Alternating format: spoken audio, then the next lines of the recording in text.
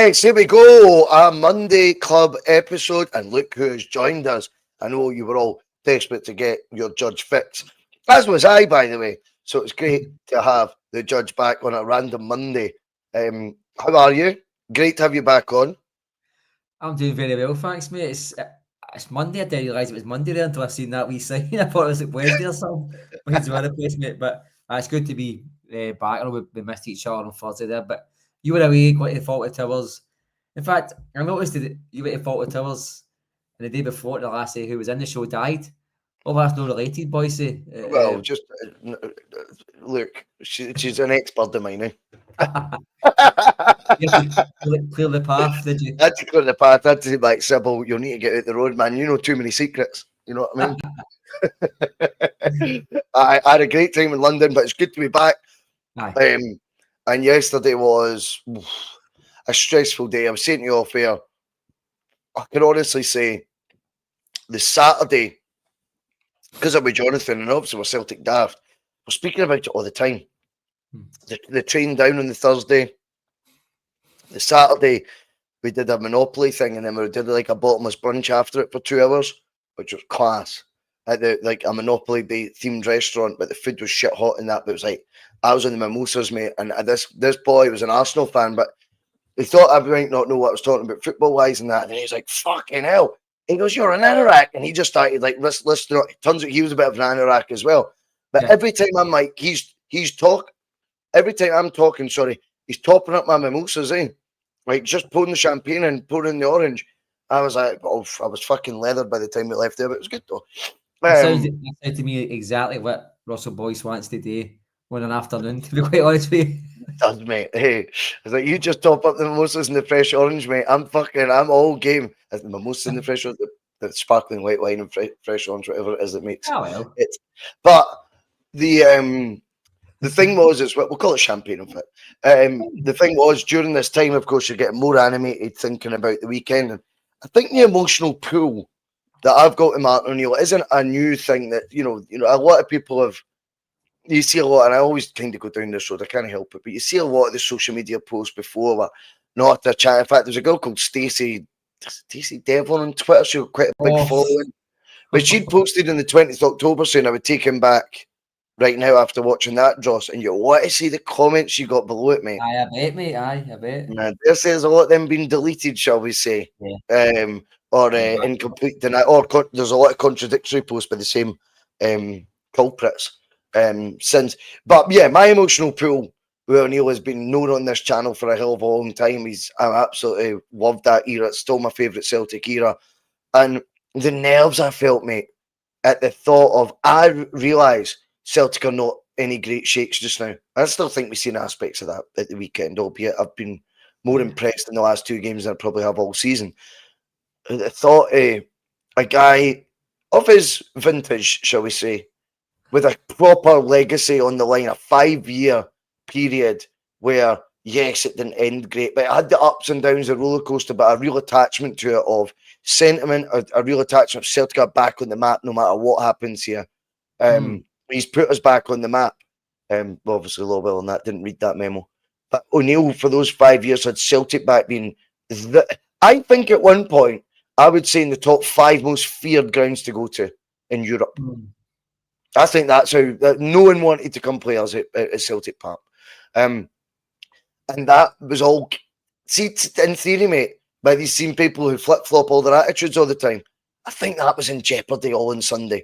The people who are celebrating right now probably don't know how quickly they would have turned had we been turned over on Sunday by a 2 or 3-0 win. I struggle to go any further than that since how bang average Rangers are. But I think that was all in line. I felt a nervous sickness before the game that I've not had, if I'm honest, ahead of a Celtic match in general for a long, long time. And I think that just goes to show you what figureheads at a football club, the memories that they can actually bring to you, and that connection you can randomly make with someone that you've never met in your fucking life. He's not my uncle. He's not, and maybe that is, as I've alluded to on this channel before, maybe that is what Postecoglou in the brief spell he was here is to so many others, and that's why they're so blinded by being able to, praise his his woolly jumper, albeit I didn't remember posting anything about, I need to get that tracksuit that O'Neill's wearing because he's wearing a tracksuit. They've took it a bit too far. But yes, nerves were shredded going into it, but we got the result that we needed, albeit it came with that drag of extra time. It came with uncertainty. It came with a game that brought you in a second half. Actually came with a second half where at one point, I think O'Neill said it himself, the 10 men of Rangers kind of felt like they'd got to grips with the game. And this isn't going to happen, is it? And of course, when they get their penalty with 10 to go, you felt like they were in the ascendancy a bit. And this could all go Pete Tong. But at the end of the day, we were all singing by the end of it, the Marc O'Neill chant with a convincing 3-1 win. What was your overriding feelings going into the match, Mark, and now after it? Well, going into the match, boys, it was very strange for me because I had a busy weekend there. I had a wedding to go to, etc. So I wasn't totally focused on the football as much as I normally would be. And when I woke up, I didn't plan to have a drink or anything like that. So I was kind of like, a bit, I wouldn't say apathetic, but it was a bizarre feeling I had. You know what I mean? Normally I'm up hours of the night trying to get my head around the game and what I think is going to happen, and I'm getting nervous excitement, nervous energy. I didn't really feel that much, to be quite honest with you. Off a bizarre feeling before kick-off. The game started, the butterflies soon came in, and even with scored, I'm normally up and down like a Tasmanian devil, but it was kind of subdued because my neighbour was next to a Rangers fan. I don't really like to cause any issues. The two are quite good with each other, but all that aside, like I think the second half, like the when I thought Celtic were slipping, the game was slipping away for Celtic, I began to get really nervous about it. You know what I mean? It really kicked into me that how close we are to losing this match. You know what I mean? And I totally agree with you. Had we lost that match, I think there'll be folks saying, "Oh, that's what happens when you get a 95-year-old in charge and the guy who Hibs sacked." I think there's some truth to that. To be quite honest with you, we can get into that later on. But I do feel like the narrative this morning would have not been about Marc O'Neill and coming in for the calls and helping us out and being the man we really need just now. Football fans are fickle, none more so than myself, boys.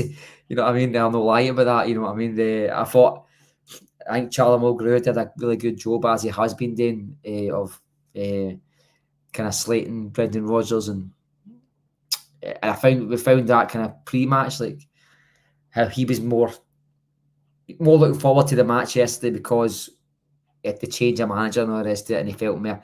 And I seen that throughout Twitter, and that people got a kind of renewed energy about it. I don't know whether that's because Rodgers had went, or the fans just felt like there was some change coming. Sometimes when things are gone wrong out of the park, Bhoycie, I think some change is enough to get people excited again. You know what I mean? And we've seen that. We've seen it on Wednesday. We've seen Sirachi get a start. We were all wanting that. Seen it again yesterday. He's a more exciting player than Kieran Tierney. I'm sorry to say that.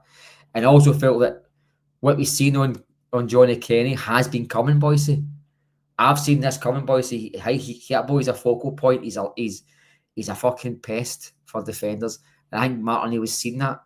Sean Maloney has seen that, you know what I mean? And I think maybe that gave me a wee bit of encouragement and going into his career yesterday. But I must admit, Bhoycie, if you'd asked me for a free bet who was going to win the match, I wouldn't put my house on. Oh, sorry, not a free bet. I wouldn't put my house on Celtic winning it, to be quite honest with you. I was going to say, that's some free bet if you just put your house on it straight away. Right, well, I think that's how haggling works. That is haggling, Bhoycie. I went to one stream the other, but I probably wouldn't have put my own money on Celtic. And to be quite honest with you, we've seen both sides of Celtic yesterday, the fragilities of Celtic, but that dynamic play which we have, see even before the Hearts game, in the midweek game in Europe, Rodgers' last couple of games, and the home win before that, we did see signs that the team were beginning to be more fluid again. We were beginning to score goals again, Bhoycie. I don't think Wednesday and Sunday has been an accumulation of Tuesday afternoon training session and Thursday and Friday. I think the team have got to a stage now where they're a couple of months into the season. There's players who needed bedded in that are bedded in now, or at least players who were down in confidence were beginning to click again, including Callum McGregor, who's been playing at his skin for the last 4 or 5 games now, and much criticised by myself. That's it. I think we've seen an accumulative of that the last couple of games. So I think Rodgers probably doesn't get any credit for that. But Martin Hales took the things on, Bhoycie, and I feel like we've seen a better side of Celtic on Sunday. Not the best side of Celtic, but a better side of Celtic. We have seen a better side of Celtic, and I think there's a couple of things with it. When it comes to the change of management team, you're absolutely right to highlight how much really could they have got across in terms of shifting the whole mindset, all the tactics, formation. How much does Martin O'Neill know about every player encyclopedia like he would have in his first spell? Nothing like that, right? But all he could do, and all the team could do around him, which has been very quick to praise, which I think has been very classy, when you've actually listened to his post-match comments, how quick he is to remind you of the impact of Sean Maloney, Mark Fotheringham, and Stephen McManus. He's been very, very, as I say, classy with that, because that's exactly what you're looking for. You're wanting honesty from a manager. You're not wanting everything to be completely ego-driven, albeit he's the one whose name was getting sang for those fucking stands like you wouldn't believe. And that must make you feel 10 foot tall, even at 73. It must be like, this is surreal. But I think what does tell you something about the footballing wise, and like I've said on the pod, I mean, I've just had to ban me Kenny Dalglish Sr. because he's just been a fanny, right? The problem is with you, Kenny. Oh, he's had a pop at you leaving early twice already. I was like, same point twice, do better. Leaving the matches early? Yeah, twice he's made the same point. You know what I mean? It's like, sound, mate. No worries. Oh, I'm glad you did that. See, to be fair, Bhoycie, see if I buy a ticket for a cinema to watch a film and I don't enjoy it, I can walk out if I want, Bhoycie. Of course you can. You know what I mean? And, of course you can. And in the same breath, you can, I say this with a smirk on my face, you can half drink that samosa if you want to and leave the rest there. You know what I mean? I can't see that happening, but you get my point. No, I mean, it's a poor example, but yeah, I take your point. I mean, one of the things I have actually been saying, and we actually speculated it on this channel half an hour before Rodgers' resignation was announced. I was talking about, I think now footballing wise, we need to change the guy at the helm, and yeah, I am fully on board with all the praise that I've given Brendan. I still give examples that are factual examples as to where else he's done big bits, not just wee bits, big bits. He's not finished 17th in the Premier League. He's, finished 5th twice with Leicester, 2nd with Liverpool, won an FA Cup with Leicester, and I think his record here was having every league in the bag won that he's competed for is a good record. I think his Old Firm Derby record, albeit it nearly was sabotaged the last 12 months, I think will shine through as one of the best in our history, if not top of the pops. And it was never about picking sides for me. Two things can be wrong at the club at the same time. And idiots like KADS want to instantly go, my problem with Russell, this was his other point, my problem with Russell was he was Brendan FC over Celtic FC, which is a load of nonsense. Because if he'd actually listened to the show on the same night, he ends up resigning from his job only an hour later. I make my stance that I think footballing wise, whilst I think that board are a shower of utter pricks, I think there is no two ways. Footballing wise, it's time for a change. And I think, getting back to my long-winded point here, Mark, I think the players maybe just needed a change as well. It doesn't matter almost. When you've got a figurehead and they're seeing the reaction, they'll all be over their socials going, this Martin O'Neill's some big deal. And then you've got Callum McGregor's, James Forrest, and this is why heritage of a football club is such a big deal. You've got Kieran Tierney, who's infamously favourite player for Celtic of all time is Bobo Baldi. Don't know if you know that. That's part of the O'Neill era. And them telling you who this guy is, and fucking watch what you're doing when he walks out, by the way. See, when he comes to the training ground, just fucking get on it. So he misses nothing, and he'll pull it up when you miss something or you fucking were lazy, when you least expect it. Probably when he's praising you, saying, don't think I didn't see that. He goes, he'll have you on your toes, and he's an icon of the club. That helps massively. And I think there was a change needed at Celtic regardless. And we've got that now.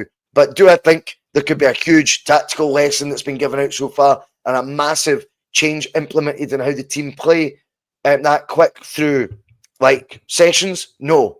I just think the impetus they needed was said change, and there's no more inspirational person to have it as a figurehead amongst a team of young coaches that will be able to get a slightly different message across. And I think, finally, Mark, we've seen it in the two performances as well, that the handbrake has came off a bit. And that's not just represented in goals. It's what you're watching over the 90 minutes in each game as well. I know. First of all, I'll pick up on the point you made about the Rodgers and the Celtic with 1 year back at both. That, I mean, I must admit it. You're allowed to pivot your opinion. You're allowed to sway your opinion. You know what I mean? You're allowed to be like, for one manager the next and against him 1 minute and against him the next. You're allowed to be that way, boys. So just because you're sitting in a podcast doesn't mean that you can't change your mind, or you know what I mean. But I don't feel like that's what's happened to you. I think you've been quite consistent about.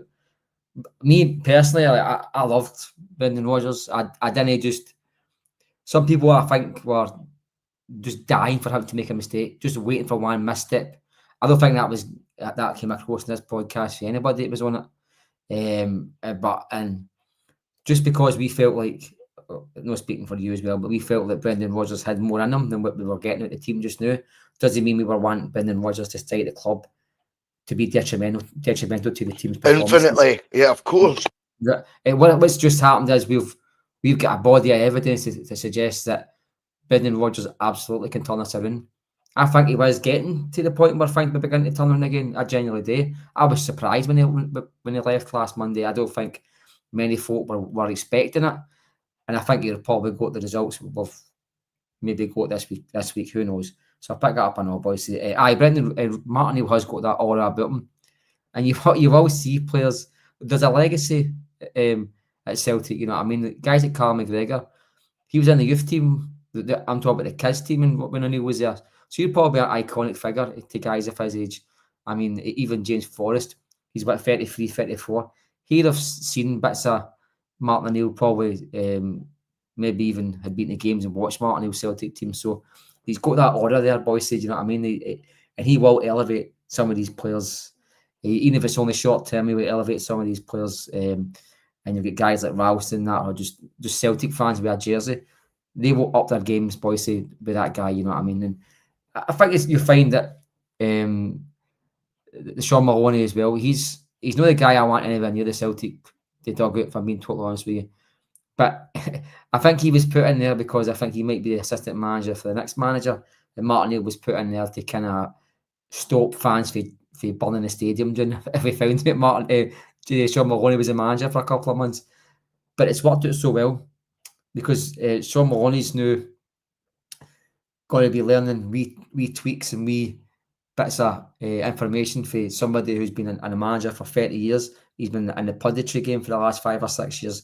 He knows how to speak to the press. He's really good with all the rest of it. Sean Maloney will pick up stuff like this, you know what I mean? And who knows where that boy's going to go in the future. I hope it's not the Celtics manager's room, to be honest with you. But I think Martin O'Neill will leave behind these seeds of information for the full backroom team to pick up on, Bhoycie.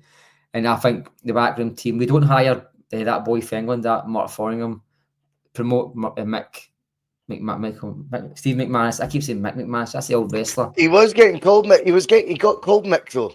Yeah, that's right. That's where you get Mick McManus. I get why you're thinking like that. You don't promote these guys and put new structures in place for 1 month, Bhoycie. That tells me that's the backroom staff now. So the new manager's going to have to come in and play with that sort of style. It sounded to me like Sean Maloney. I think he was sacked too quick at Hibs. I said it before on this show. Yes. I remember the Celtic manager at the time, I think it was Ange Postecoglou. I'm sure it was. He said, like, I can see exactly what that boy was wanting to do there. I can see, you know, there's managers that get sacked too quick and they just didn't have the team or the time to do it. And Sean Maloney was probably trying to bring a brand of football that Hibs hadn't seen before or they couldn't afford to actually implement. Weren't capable of, yeah. We're capable of, yeah. I mean, and even if they were capable of, boys, they probably didn't have the capabilities or the finances to provide a manager with 6-7 players in a squad who could totally play that system. You know what I mean? It's all right carrying 2 or 3 players a match, but see if you're carrying 7, 8, 9 players a match with guys that aren't capable of doing it, and there's 1 or 2 big gems in there that are capable of playing the football. it's not going to work. You're going to get found out eventually. So I hope Sean Maloney, if he does stay, it's probably a good thing for Celtic if that's the brand of football we're looking to play in the future. It was quite expansive. It was quite, bit dynamic. I thought the first half against Falkirk, there was too many long balls for my liking. But what I think Martin was trying to do was, I think they were just trying to shake it up. And I've been crying out for ages now about Celtic. Just the word change, mate. It is. It's just changing it, isn't it? See 4 passes to get 15 yards, Bhoycie. That's okay if you're trying to see a game out. But sometimes you go to miss a man if you're trying to put pressure on a team. And I really don't think Brendan and Martin O'Neill will have any qualms about missing 5 men and just putting the ball at the tap. And what I found is the other day there, Osmond, the twice I've saw him, he reminds me very, very much of Lee Griffiths. See the way the boy moves about? Dead sharp and dynamic. He's just all of that front line. Martin with a dig up and says he'll need to learn how to play a forward, not just go where he wants. So was Lee Griffiths was like that. He was kind of all over the place, you know what I mean? But Kenny's a bit of a target man. I seen how crisp he was at holding that ball up and laying the ball off. You might see that maybe there's an option to play 2 up front with you two. And a system like that, you know what I mean? I think that works. Martin would like to do that at some point as well, I'm sure of it. But just to summarise my point, I think Martin O'Neill has brought the order that you're talking about, Bhoycie. Long term, I don't think he's going to be the answer, but by fuck, the last couple of days, I mean, I really have got a renewed enthusiasm about Celtic again. I still want rid of the board. I still want to give him a penny. All that stays the same. But my enthusiasm for watching the team has come back because I'm not going to lie to you, Bhoycie. I haven't been looking forward to going to matches for a while now. And it's not just on Brendan Rodgers. It's on the players. It's on the board. Of course it is. On some of the fans, I know. The atmosphere at the stadium is pretty poor. That's on me. That's on the other fans as well. And it's added to me no really being all that excited to be coming back. And for somebody who goes to 20 to 25 games this season for over many, many years, boys, I don't think that's an indictment on me. That's just sometimes you get a bit of fatigue if you're feeling a bit let down by it, you know what I mean? Yeah, you've articulated that really well, mate. I think that's absolutely fair too, what you're saying at the very end. And just to pull up one of the things you were saying in your sort of closing statements there, if you want to call it that, your closing statements for the next 2 minutes. But when you said you still, in the midst of it, want to sack the board. Yes. There's a huge reason Martin O'Neill's there that benefits the board as well. They don't have, in my opinion, and based on a hell of a lot of evidence, they don't always show the best footballing IQ out there. And I don't think they've looked at Martin O'Neill and went, that says they've predicted the next 2 results, put it that way, right? I don't think that. But what they have done is he softens the blow on the board. It's a Dermot call. Yeah. And it turns all away. Now is where you find out where everyone stands really in the law of the land. We've had the absolute outrage of Kyra Almaty, right? And that was such a low that it led to meetings at Gracie's. It led to 30,000 signatures or whatever it was to get rid of the board. Or was it 3,000? I can't even fucking remember. Maybe it was probably 3. Right? But quite a lot anyway. How many still feel as strongly as they did then? How many will be swayed, as I've always told you, by football results? And if football results can continue to unbelievably affect what you are fucking knowing for a fact is going on off the field being shite, then you're not someone you can hang your hat on to see through actual change. You're not someone you can hang your hat on as someone who meant it when they said it. Mm-hmm. And Martin's a brilliant buffer for them. So bother me, I care about Celtic winning. I can see 2 things at the same time. Mm-hmm. I can still see a board for the snide of how they've conducted that letter last week. Doesn't matter. If that makes me look Team Brendan Rodgers, that I'm criticising a nuclear statement like that about someone who's brought the success that he has to this club, and actually during it quits the project, the model, and the strategy of the football club in all togetherness, all of it, he acquitted of being any of their blame and stuck it all on one of our most successful managers of all time. And Alert, if you think because we beat a Rangers who are in the third or fourth game with a rookie manager, really, I mean, he's done half a season or 3/4 of a season at Sheffield Wednesday as a full-time coach, we'd be apoplectic if we'd appointed him, put it that way. We would, right, so just because that's happened, and I'm no one's happier for me than Marc O'Neill, I can't emphasize enough, and the team and the fans for showing that they've got a bit more to them than what they have been. That doesn't change the other bit, though. You can't just go, oh, well, the results are good. Look at Osmond, he is shit hot. Osmond's just played his first 2 professional games ever, so it's not just Brendan Rodgers who didn't think Osmond was ready to play in the first team. His injury, not his release from the club, which I thought was very interesting. Believe it or not, just very incidentally, is actually the dream sort of O'Neill player. He's the exact profile that O'Neill was signing for Celtic. 28 years old, ex-EPL player, was once upon a time revered and thought highly of, and you're up at Celtic to resurrect it. See, he's almost a dream player for Marc O'Neill to get his sort of fucking wisdom across to, his motivational skills across to, and remind him where his bollocks are. You know what I mean? I don't mean physically, of course, for that fucking sounds a bit fucking wrong. But when it comes to the board's recruitment in the summer, 11 players brought in, it still wasn't good enough. It still wasn't right. And if anyone's watching Osmond now, imagine him 3 months ago making his debut in Kazakhstan, we need a goal. Now you could go, well, he might not give a fuck and just went for it. But you can see why there'd be resistance to that. No. And I think this is only this one season. The record of the last 5 Champions League qualifiers being failed is that same board, not that same manager. The 7 out of 9 is so. I just want, whilst I'm loving the Marc O'Neill nostalgia, I just want everyone who is on board with getting rid of the board. If you're not, then fucking enjoy it till the cows come home. And good luck to you. And I'm happy for you. I almost wish I was. I'm jealous. I've said this before on here. I'm jealous for those who don't look at the other side so much and you just purely watch your football. I'm envious of that, Marc. I think we've had this discussion before.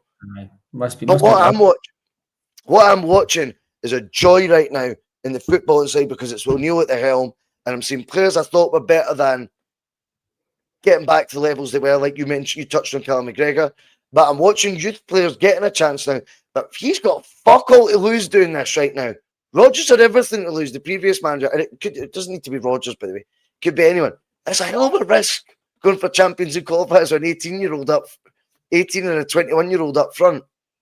You know? So it was a wee bit different when you're on the in the interim. He's got the free hit. He is literally there in the perfect role, maybe, for O'Neill. Maybe going forward, I wouldn't be surprised to see him do this again, somewhere else, or even at Celtic again. He's fucking about 100. And just go, look, it's went Pete Tong. It's went Pete Tong. Go just come in and galvanise whoever that group is. There's no doubt in my mind, like you were touching on, he does that to people. That aura and that all comes out. And maybe his long-term strategy for football in the modern, I don't know, maybe it wouldn't work. But in the short term, you could certainly find the best out of the other group. But just one more time, we'll say it on this channel, keep your eyes on the fucking board as well. Don't let results sway your critical thinking of how you're watching Celtic PLC be run. Well, you're spot on there. I think results will take away the eyes of the fan base on the board. I think even last week there was the first major dent on the Celtic, the collective's ambition to get rid of the board. When the board announced that they were going to be looking at extending the standing section, and I thought that was, as I suspected, mate. I've heard nothing since about the board. You know what I mean? I think communication with the fans there and a standing section makes almost all of this disappear. I told you that for day one, Bhoycie, didn't I? I said the same. Yeah, I was in. I said these are the tools that they've got to compromise the whole movement. I think also because I think the most vocal ones behind it, and I'm not criticising them. at all one whatsoever, because they've been no inspirational, but they've been truly like the catalyst behind this has been, I think, the ultras have been the catalyst behind this. When they suggest sanctions on the club, people start to listen, and I'm all for that because they've been great. Even the 7 o'clock stand outside the main stand last week, I was there. I was protesting with everybody else peacefully and legally. When they speak, fans listen, Bhoycie, do you know what I mean? And I feel like an extra 3,000 fans or an extra promise to that Celtic end, and it is all going to fucking disappear like that. I think the board will be under less scrutiny than they did before. We called this. That was, and by the way, we said that the very, very night the collective was put together. The very, very night. No, it had us just chatty. And we've heard nothing all week about the board. The sack of board stuff, I've not heard one chant in the last 2 matches. I've not heard.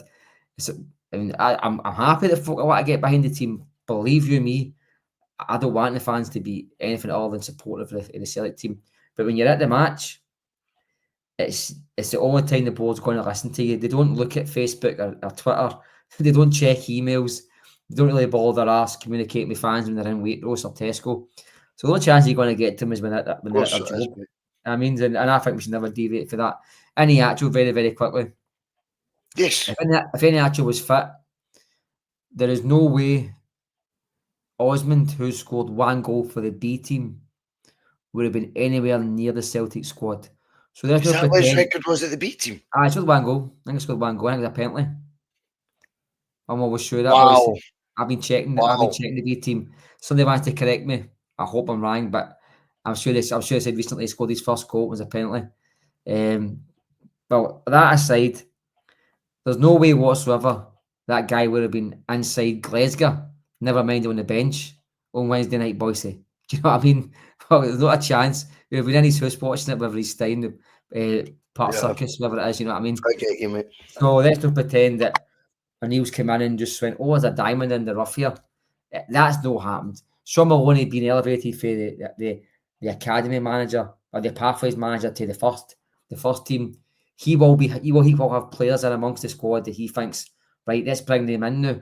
Now that I've got an actual say on things rather than just suggesting things, I can bring these guys in because I've got nothing to lose. I'm not going to lose my job here if two. Thanks, Stephen. So see, let's just for instance, if Rodgers had dropped Iheanacho, who has scored 3 goals, should have been 6 out of 5 or 6 games, his goals chopped off, etc. If he dropped him in front and put in Osmond on the bench on Sunday or Wednesday, the guy would have been called a fool, Bhoycie. He would have been called a fool. So let's not pretend that. And I think I've spoken about squad management for years. The worst squad management person was Ange Postecoglou. We had guys that haven't played for 6 months. Some would get injured, then they'd have to play 3 matches in a week. And you'd be going, why are they not getting game times? We were winning 4-5-0 every week. Bring these guys on for the last 10-15 minutes as much as possible.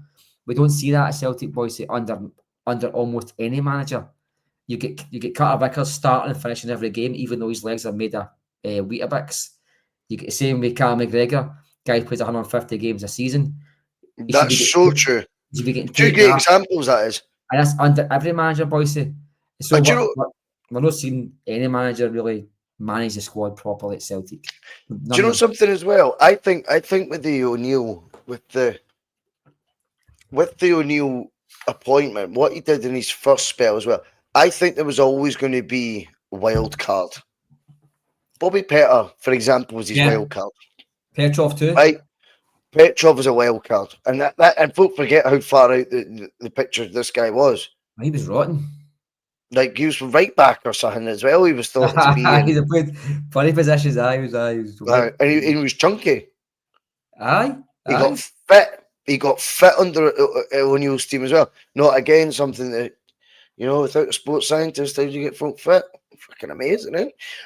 But the thing is, I think he was always going to bring someone out for the cold, and the reason to do it, I say the cold, I mean, his record, as you just said about the B team, and the fact he never played a professional game would suggest that being in the cold isn't actually quite what happened. Folk just rewriting history again. But I think he wanted to have a curveball.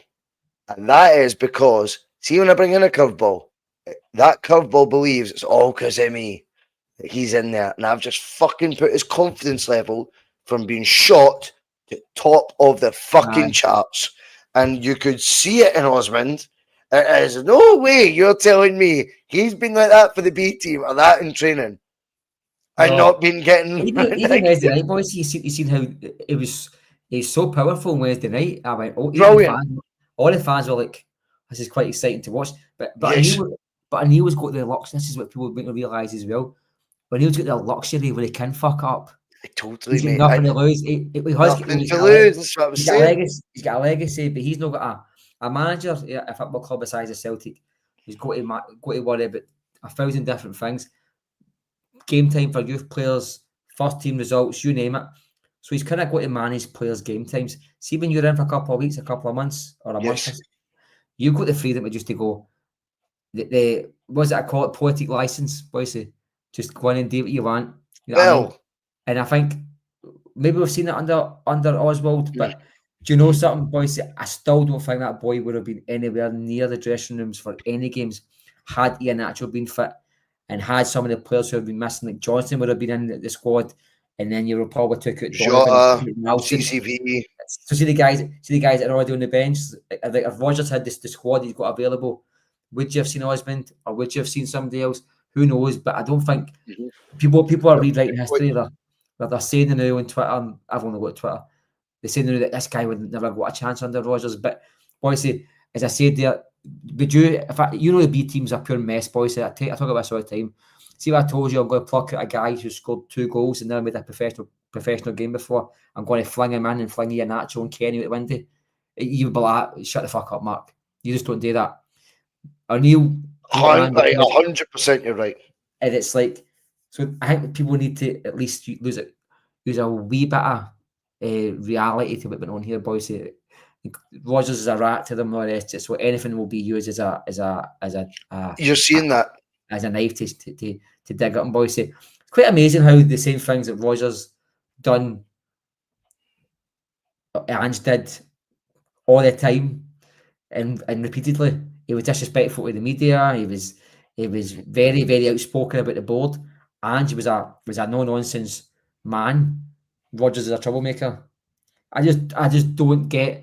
Maybe it's the youth. Maybe some people were. Maybe Rodgers was a lot of their first girlfriends, and that girlfriend broke their heart, and they're just not going to forgive them no matter what, Bhoycie. Maybe. Aye. I think you've got a great point. I think the checkmate becomes where if his football was shite and his football shite again, this is what happened last time. Why did you call him a rat so much for leaving? Surely you're glad he left first time and second time. You're so bitter about the first time, but a lot of people are now comparing and contrasting and saying, he's shite, like his football's turgid. I mean, if you get the same ones calling him a rat, see if I think someone's like, football's turgid, I'll just make a respectful comment. Say, I think football-wise, it's maybe time to go. But because Rodgers resigned, I think for footballing reasons, that was the best thing. That's what I came on, did in the instant reaction show. I said, it annoys me because it plays into the board's hands, but I think it's the right call footballing-wise. Instead, both can be right, couldn't they? Both can be right at the same time, Bhoycie. Everyone called him a rat the first time he left, but I'm now rewriting it all. The football's all pish. And it was folks saying that. It's sad.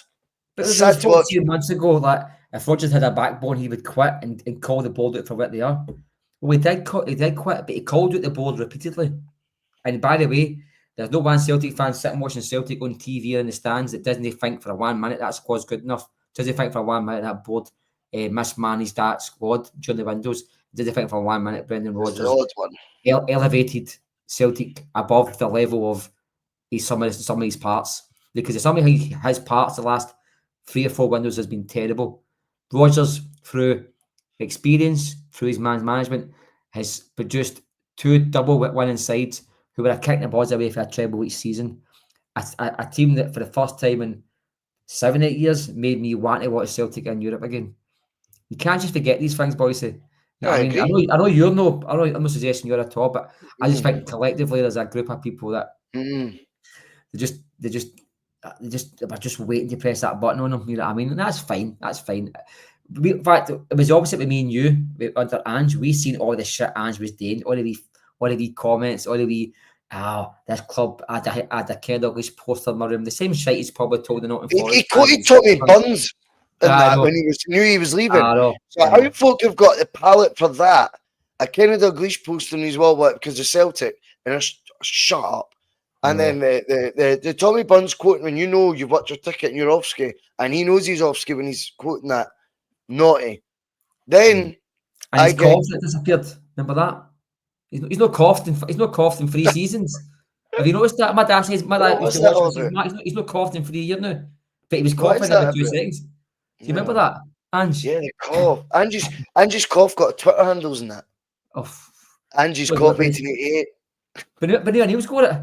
Because he was coughed about 40 times yesterday. Because he was shouting at the fucking. He's been shouting at that. He. I mean, I loved him prancing up and down that dugout.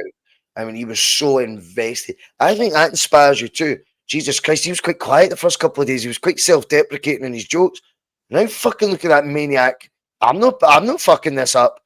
He's got him on strings, he's got the media on strings, 100%. He's so gentle. Aye. He's so gentle right now. He is the. Me and Jonathan were as I say, talking about it all weekend, but we were speculating, going, he's fucking at it, and it's. We'd be surprised about this and off me. Oh, I wouldn't know anything. And see when it's like some of you might not even know who I am. I'm Martin. Hello. I'm gonna miss him. Obviously. Yeah. I feel like my uncle's getting back for Australia for a couple of weeks. Or something like that, you know what I mean? Not that I've got one in Australia, but no, I hear you though. You know what I mean? It's like I feel like there probably is an argument for some folk just give him the season, but what you probably don't realise is should we get a successful season, and I hope we do, they would just go out to Sean Maloney. You've got the job now. Martin's got to take a step back. Thanks for the season. That's what we're at. We need to start making decisions sooner for long-term ambitions of the club, and I think that long-term ambitions for the club probably doesn't involve an interim manager with a view the assistant manager taking the job on. That involves us being serious and making a serious decision, cherry picking the very, very best we can get in Europe of our standard, and I think that's what has to happen, Bhoycie, in my opinion. So, that leads me on quite nicely, because there's a couple of times tonight as well you've spoke about Martin's sort of longevity, or he's new. Let's just say what his second tenure looks like. And there's a couple of times you've said, the backroom team there, that doesn't look like short term. And I said that exactly. I did a show on Thursday. Was it Wednesday we were meant to go? Wednesday we were going to go on. I came on Wednesday and I said, one thing is the amount of work they're doing to the backroom team. But all, remember, having been players under Martin, which gives it that connection. I went, looks to me a minimum December time. Right? Did Wano leave the club? Did Wano leave the club to come up here? I don't know if Fotheringham did. I don't know about that. I think they're rang there. But as you say, boys, that's for 1 month, is it? Yes. For 1 month. That's for. So the reason I was talking about it, and you'll get this, I was doing the runners and riders for the job, right? And I was looking at, I think we did 4 or 5 names. We brought up their pictures on Google Images, or just a Google site. Watched that episode, and I was saying, there's 2 that make sense to the backroom team being hauled in with a wee bit of like, we need a solid foundation here for O'Neill to come back. And that's Knutson and Bellamy. Bellamy, with regards to World Cup qualifying, he should know by December. And Knutson, his contract's up in December at Bodo Glimt. Now, I don't think this has went quite under the radar. And there should be more discussion about it, because I'm fucking sick. See if we are on rewind. See if football or life in general, Oasis number 1 again, and fucking O'Neill's back at Celtic. See if life is just a loop that I'm now on. I'm now beginning Strachan's wee fanny again, which I've kind of made peace with. Big time, man. It's him who said and leaked that Celtic won't change their manager till December. That scared me, Bhoycie. I want the boy for Braga. Is it Braga? They just beat Rangers 9-1. That boy get mentioned. That's who I want. Bruges, sorry. That's who, Bruges. that looks like a proper exciting. No one's leaving Bruges for that Celtic job, mate. See, I don't blame him, but see that. But it's still a step up, Bhoycie, for a manager. Bruges to Celtic is a major step up. Not if you've got what's around you in place and assured, and it's the top table European football every time. I don't know why you go to Scotland for it's jeopardised. I don't know, because you look at the last two major managers we've had, both have landed a top 10 EPL job on the back of that. That's a good point. That is a good point. Any manager, I think, will back themselves. I think at Celtic, all you go today is, I don't say all you go today, but if you go in and win the league, play impressive football, you are on the radar for England. There's no doubt about that. You can call it Ange failure, like win a UEFA Cup. That's what boards will look at. That's what boards won't look at. The in between things. They look at a guy that's come in and took Spurs who lose into a UEFA Cup final and won it, and they'll say anybody with a brain will tell you Nottingham Forest are a basket case. 31 days you get sacked. So we've had the last two managers, Brendan Rodgers, semi-final in Europe with Leicester City for the first thing. The first UEFA Cup Leicester City ever won. I think he beat Klopp and Pep and Arsene Wenger on the one season. He's beaten them all. He's beaten them all, and he's spelled at Leicester. He's beaten all the best of them. And that's what I'm saying, boys. I think a manager, this guy's reputation. And by the way, he actually responded to questions about it. He's like, you never say never. You know what I mean? So the guy, I think 100% a guy like that would speak to Celtic. You know what I mean? And that's fair. And I think if you back yourself, without a shadow of doubt, I agree with saying the setup there is amazing. The last couple of years he's took them for. And you get to spend, mate. Right. Get to spend. Managers all want to recruit, mate. And see at Club Brugge, they sell a player for 30, they then get to break the record to replace him for 12, 13 million. You're not doing that at Celtic, mate. One phone call to Brendan Rodgers or Marc O'Neill or Neil Lennon or anybody else would tell you the board's not going to do that. But I still think a manager would back himself. If you look at the net spend, the last two managers, they still managed to play exciting football, and they still managed to get themselves a move to the EPL. You know what I mean? I'm not going to count Lennon really, because there's a whole lot of stuff behind that, COVID and all the rest of it. But the last two managers we've had that have been of repute, have backed themselves enough to come to Celtic and take the next step. Both have landed. Well, both landed a top 6 team, to be honest. Leicester were a top 6 team at the time, and so was because Leicester won the league a couple of years before it. They were competing in Europe as well, and Spurs are normally a top 6, top 8 team. So if you back yourself, Bhoycie, 100%, even get a gig in the bottom half of the EPL team, you back yourself. In England, you can get sacked and hired without losing reputational damage. You can get sacked and hired. You can get sacked off Chelsea, then Spurs will hire you, then Arsenal will hire you, then you go to Wales.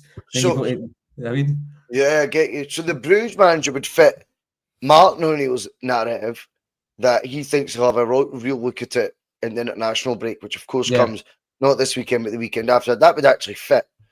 That would be the time where maybe they are going to step up. Maybe this is where you have a list of targets. We have a solid list of targets. Good ones, not just Eddie Howe, and then we've not got a clue what we're doing. Does anyone know anyone? Right? So I wouldn't mind that. If I think Martin's saying they're going to take their first real look at it, they're scouting out the now, and that first international break, guys in situ that you could get now, you might have to pay compensation for, like the Club Brugge manager. Maybe there's a couple others. There better be a couple of others, and they look at doing it then. And see if none of them decide to bite, which I'm not as convinced as you. I'll be honest, I'm not. I think when you see a statement like Desmond put out the other week about your manager, that's career suicide for someone as well who's in a great position. And maybe you could say, well, we're more of a Champions League club than Celtic now. And I wouldn't even argue with them, right? Then you've got your next one, and your next break would fit the Strachan narrative, which that being leaked is a fucking joke. It just shows that wee guy has got far too much still sway. He may as well be one of the directors, mate. I get the vibe. Who's he been speaking to? I mean, because I think they use him as that football advisory guy, Marc. Sorry. I think he's a football advisory guy. Still, I think that was all. Remember when he came in under Ange? I think they're on the phone all the time. He's never left. I think he's just their guy, mate. I think they just... See if it is a Bellamy, Bhoycie. See if it's a Bellamy, Sean Maloney, Steve McManus, and Mark Foringham backroom team. That tells me that Celtic will forever more just be nepotism FC. Ex-Celtic players getting gigs. We wait too long to sack them. We're all about bringing in family members and ex-players. Bhoycie, we need to seriously look beyond our noses here. You know what I mean? We really need to look beyond our noses here. See, I mean, there you go. Knutson would be the other option for December. I know. Last 4 managers have been here before. I mean, if you include the Neil, the last 4 managers have been here before. I mean, if that's no narrow-minded, and then you look at sorry, so I tell a lie. 3 of the last 4 boys. Yes. Lennon's been there twice, and I swear. O'Neill's now twice. Andrew's linked to being twice. Rodgers was twice. You know what I mean? You know what I mean? It's like, of course I do. And then Stratton's boys are still there. I think 2 of them are still there in some capacity, and Gavin Stratton's still there.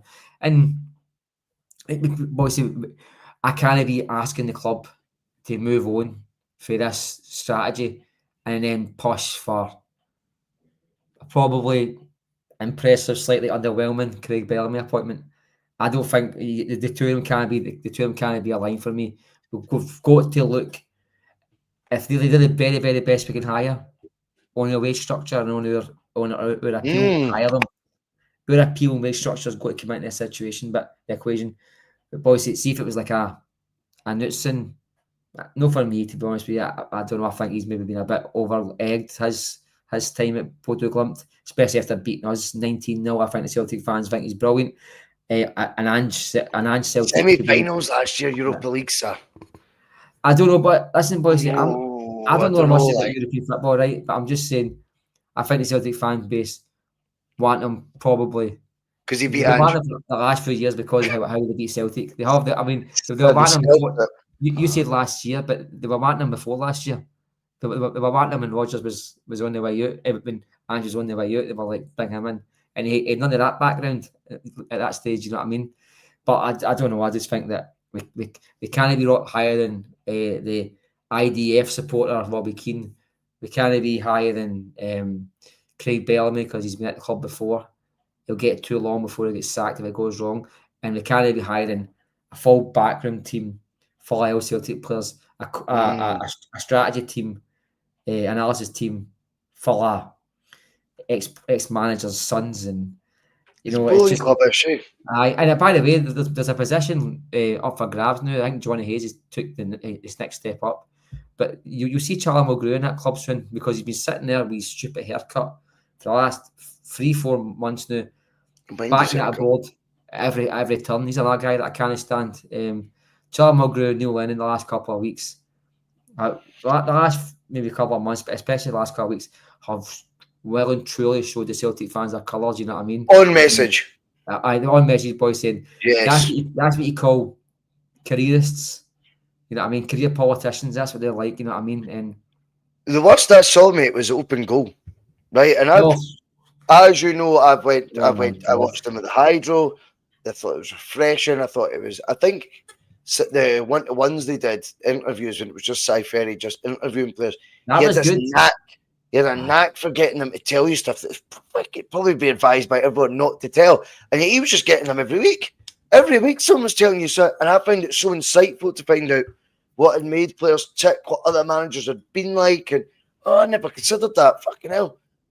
And I swear, their exact words, both Slaney and Cy, obviously the 2 sort of longest mainstays of it, obviously Ferry has probably got some sort of shareholding in it, was they loved it. Dermot's statement. They loved it. I'm like, that is, but they're owned by Peter Lowell's son. He's a director of Open Goal. Joking.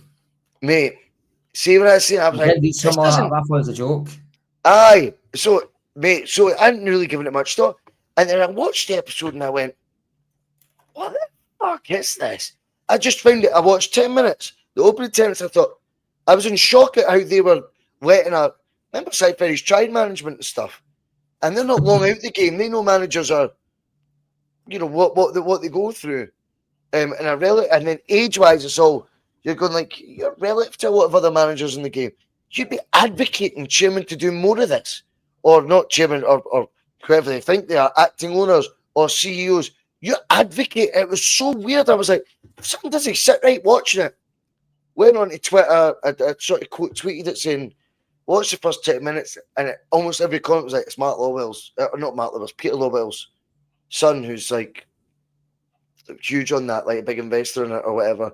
And I'm like, that actually makes sense, because I felt so confused. I'm like, do you know what? See, for all these guys are ones that kind of bought you in to watch it by being so football related and actually making it so real, going, all right, some of the guys I might work with are on 40 grand a year, but hearing their human traits going, it does remind you they're all still just normal people, and hearing all the stories, they just completely dehumanized a statement that is damning, and it forgets Brendan Rodgers, those you watch and think it's about him.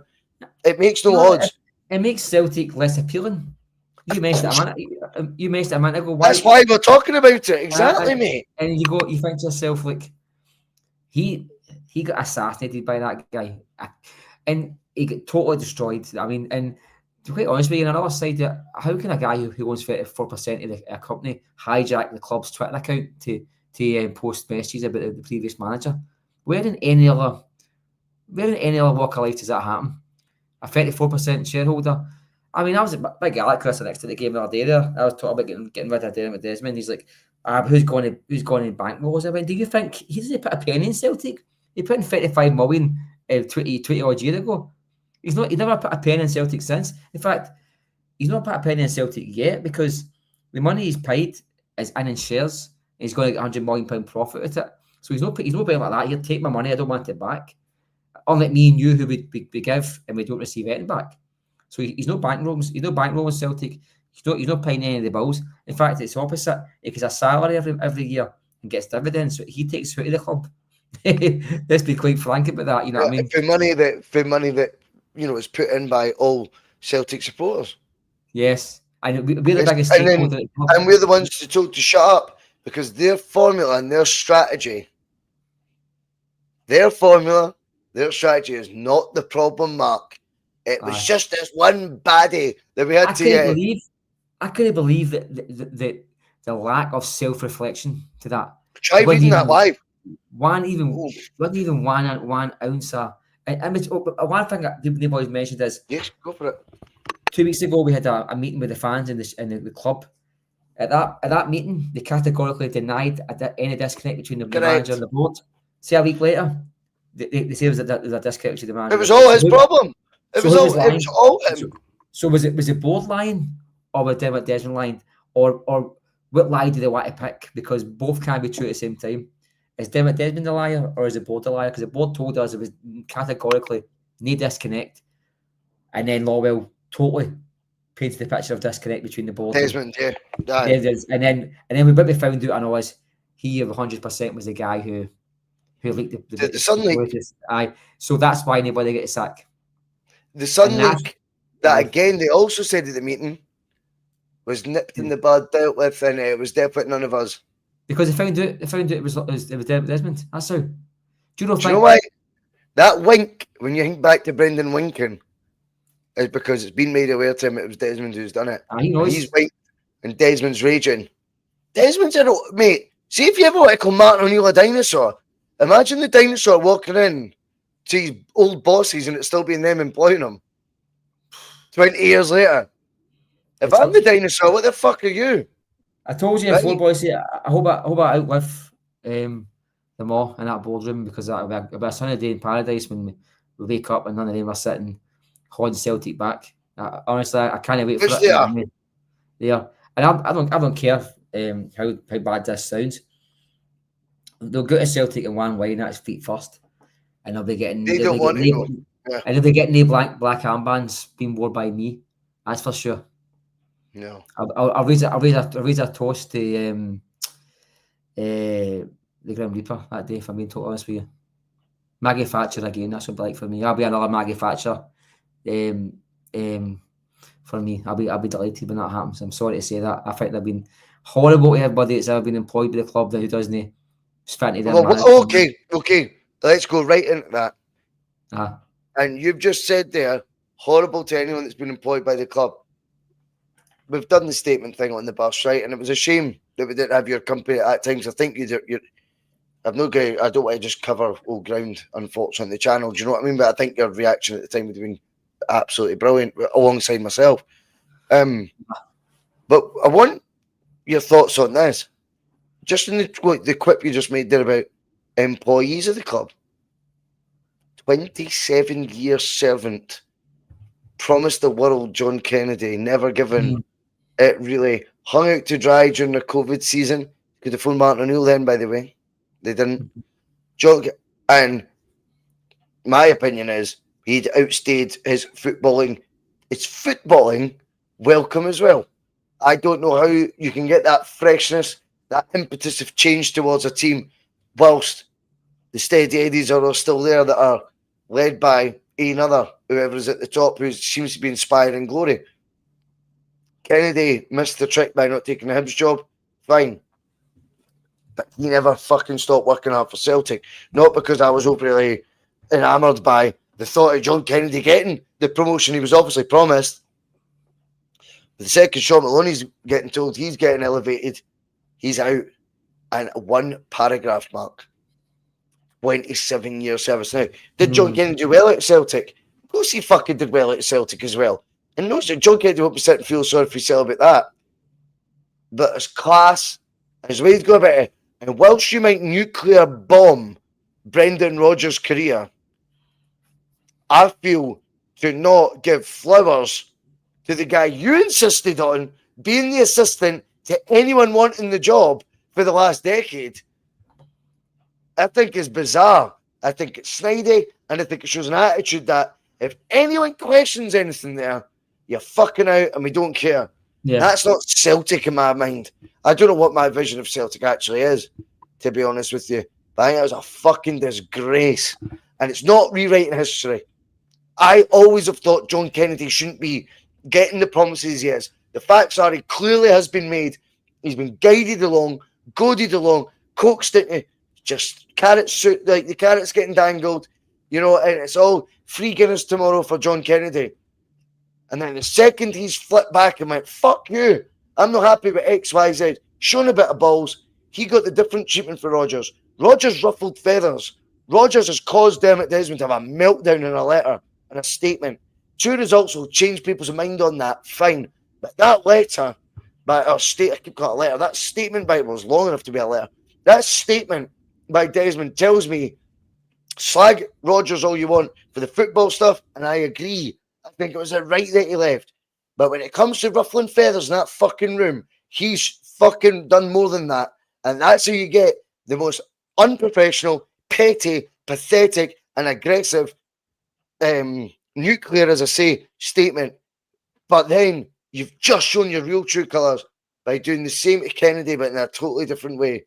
Just saying, I sound fuck off then. Right, you're away. I think that, Mark, is something I'm really struggling with in my mind, how you could be that cruel. Again, take the football and stuff out of it. I'm not saying he was the best option, but that guy deserved a fucking proper statement going for the injury that ruined the career that he was promising to serve Celtic so well. From his performances in Barcelona under Martin, funnily enough, and at Ibrox, I think he played at Ibrox as well. And to make his Scotland debut with us, that heralded the new hope, for that to be taken, for him to then come back and dedicate his full life to the club, longer than any player ever would, without being a player, by being jealous probably at times when he could have been playing not, and to get nothing. Wow. No, I think Bhoycie, I totally did surprise me. I'm kind of going to guess that John Kennedy at some point has maybe backed up Brendan Rodgers' feelings towards the squad and the squad depth, and it's not been doing well with the folk inside the club. I dare say when it comes to managerial and football meetings, it probably happen once every few weeks. John Kennedy will be in the room. I would dare say the assistant manager will be in the room, or the head coach, or whatever you want to call it, he'll be in the room. He's probably backed up the fact that Brendan Rodgers was left a squad that was not befitting the Celtic jersey. I mean, that rant for Dermot Desmond so quickly after the announcement, Bhoycie, that was like a single Moz Facebook rant after the dads no get the keep money that week. Brilliant. And that's what it's like, boys. And you know, I think it has been backed up with Lennon as well. And he loves it, and it shows you the actual deeper inside the real story.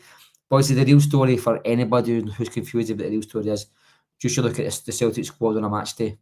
If anybody doesn't back up what Brendan Rodgers was saying, just purely on the fact that the squad he was given, then you can 100% see that Brendan Rodgers was the one who was in the right by begging the board to give a new contract, asking the board to back his ambitions for the team, and he was the one that was fighting our cause for the board, to the board. So John Kennedy might have been on that boat, I know, boys.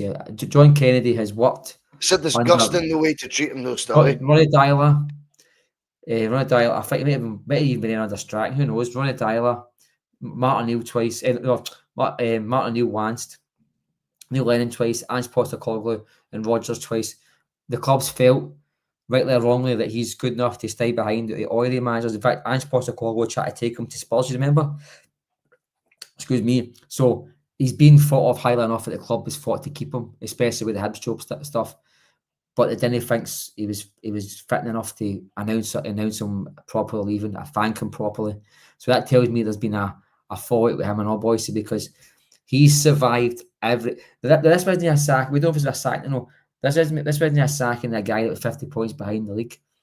This that Rodgers left, or whatever how he left. He left on a Monday night for personal reasons, for disconnect between him and the board. There was no real reason outside the circle to see John Kennedy losing his job or not.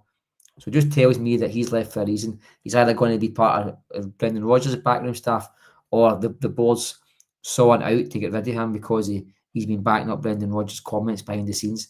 But to not leave a statement of the supporters' benefit, that's where the classiness has gone, mate. Listen, look at the way that Don Mackay gets sacked after 3 months with an NDA. Brendan Rodgers, maybe he quit so that he hasn't got an NDA. And then Desmond was like, well, I'll jump on the bus first and I'll tell him to the narrative. That narrative might backfire. I hope Brendan Rodgers does come out and have a but do something. I guarantee you, if he came out with an expose, everything at Celtic, the Celtic fans wouldn't believe him. The Sun newspaper would pick up and call it rubbish. So would the Daily Record, because the newspapers are going to back Dermot Desmond and Peter Lawwell, because do you know something? Don't back them up. They'll sack a manager.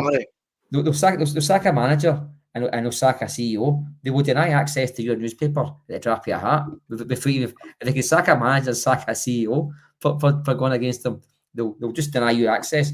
They don't need the Sun and the Daily Record anymore. They've got social media coming out their arseholes, so they don't need it, right? Wow. So if you think about it, boys, these dictatorship, isn't it? How is a guy with 34.5% dictating all that? And why was he allowed to hijack the club's Twitter account to the website to give his bigger than that, yeah. He gave his baby mama statement to the Facebook. So, I mean, it's just that's approved, mate. Right? That's approved. That statement. It was signed by Dermot Desmond. I would probably have taken it with a bit more salt if that was a club statement. But if that was his rant, that was like, you can get your bags and they'll be lying in the front door of the garden, and you're not getting back the iPhone I bought you for Christmas. That was all there, Bhoycie, and signed by Dermot Desmond. Do you know what I mean? That was, if that was a club statement, the Brendan Rodgers didn't come out and state 15 things, and Celtic responded. The guy left, and before the guy even had one cheerio by the fans, there was a statement slagging fuck at him. And let me just tell you, Simon, what did we speak about? What did we speak about in this channel? The whole way through the summer, there is one man out there having to do the bidding of Celtic in all aspects. Now, there's a reason why Dermot Desmond never said fuck up when the window was open, because he had nowhere to go. They'd fucked it. His board were letting, his vision of Celtic and his amazing strategies, well, they were letting you down then. The board said fuck all. Brendan Rodgers had to field the questions for everything on field and off field for Celtic that whole summer. And what he was guilty of, in my opinion, was trying to say everything to everyone. I fucking warned you this would happen. I said, but they're setting them up. It's teeing up. These guys are good. This is why I think, like, in terms of how they manipulate, this is how they'll destroy the collective. When you send 21 folk there with an ego too big for themselves to let it just be whittled down to 2 or 3. This is how they do it. They've left Brendan. You'll need to do the presser. Yep, you'll need to do that presser. But the fans, there's quite a lot of unrest. Do you want to address transfer stuff? Yeah, just get Brendan to do that. Get Brendan had to answer all questions on and off the park. Now, Pepsi Max says that's how PLC's work. I'm actually really sorry, but Brendan Rodgers was employed as head coach. That's where actually, I'm sorry, mate. I know Pepsi Max, you might think that's how PLC's work. It'd actually be Michael Nicholson that would be dealing with off the field issues. He's still did an interview publicly yet and speaking to a microphone. Did you know that? There's no shareholders in any company or PLC that speak on behalf of the company. The company speaking on behalf of the company. That is. So, for instance, if he owned 50% of Pepsi, he would be releasing statements on behalf of Pepsi. No, he'd just be a shareholder. The CEO and the company itself releases statements on behalf of the company. They don't hijack the social media accounts of said company and start dishing out personal statements about employees.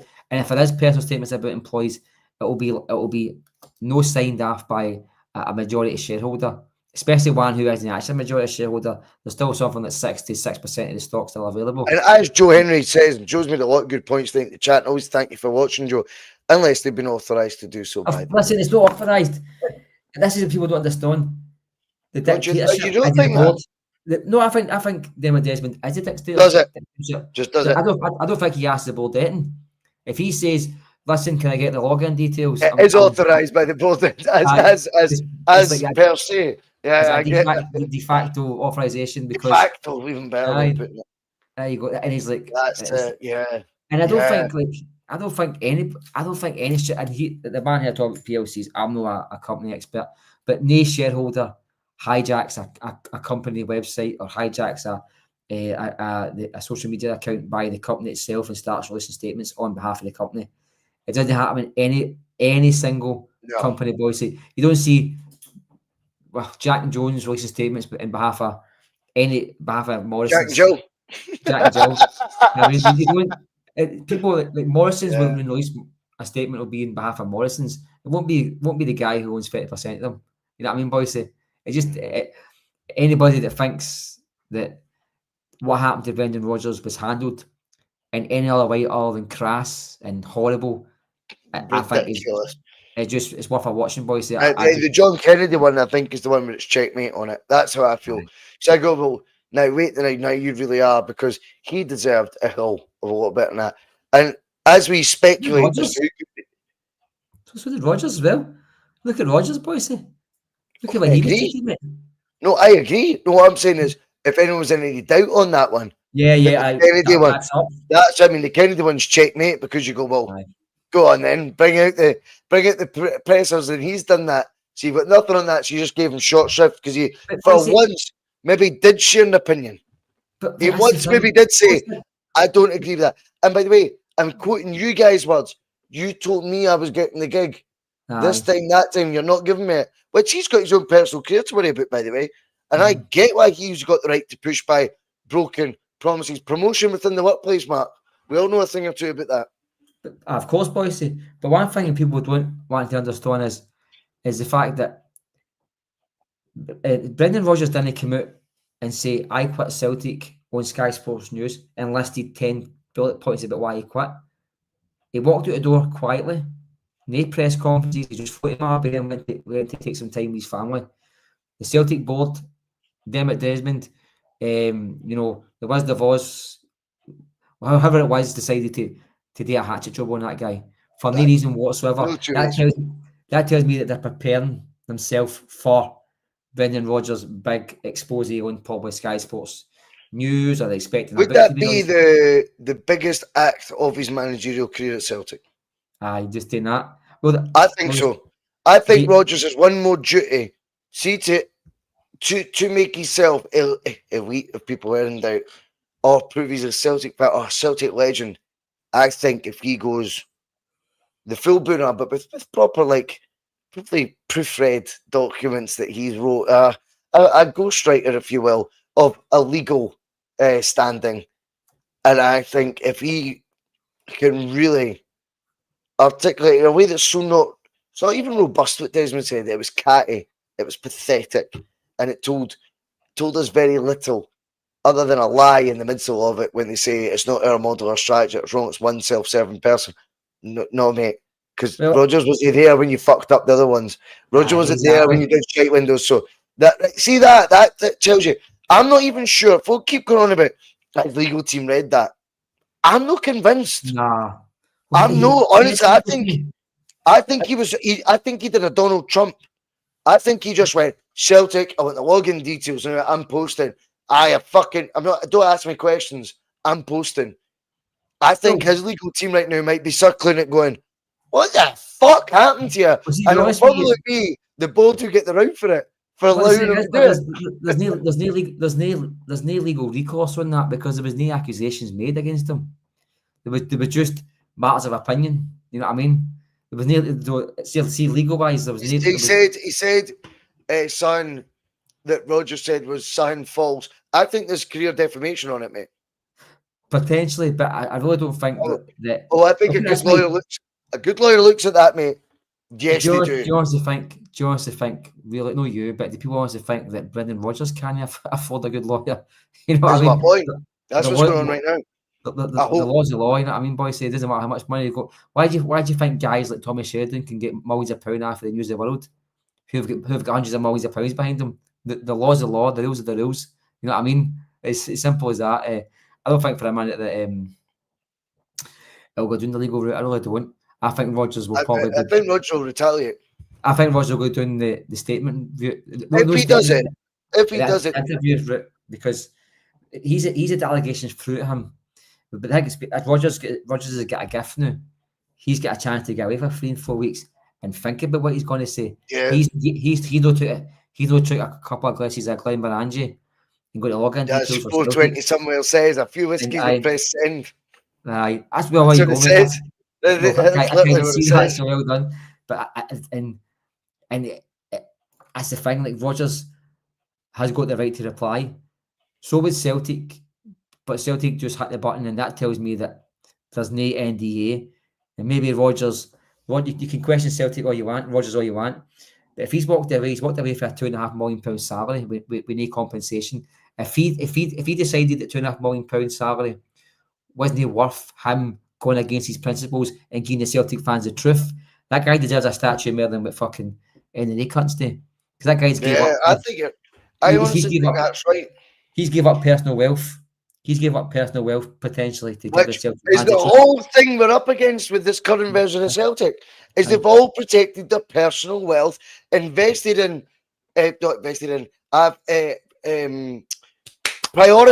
That's the one I'm looking for. Their own personal wealth. As you said, the investment of 50 to 20 million now looks like 100. Everyone else made bonuses if they've got KPIs that suit their net. This is how stupid folk are. They can't see this is how pyramid systems work. But listen, we'll call it there because at the end of the day, I'll go back to it. The romance, Mark, is there at Celtic on field and in the dugout because Martin O'Neill right now stands as a manager with, on paper, 2 games to go. And that'll be Midtjylland in Europe away, 5:45. I don't fancy his chances whatsoever. But you know what? Never write him fucking off. Never write that man off. And if he's given us that hope and that aspiration, that wee dewy-eyed sort of thought of a Celtic team punching above their weight, and for him to come away, say it is only 4 games he gets, I'd have a European away win on his record at Celtic, something he didn't get many of. That would be yet another bit of icing on the Martin O'Neill cake, which is a legacy. I'm hoping, I'm praying, and trust me, come Thursday, we'll be more nervous yet again as ever because of the emotional investment I've got in him. But I'll be praying does happen.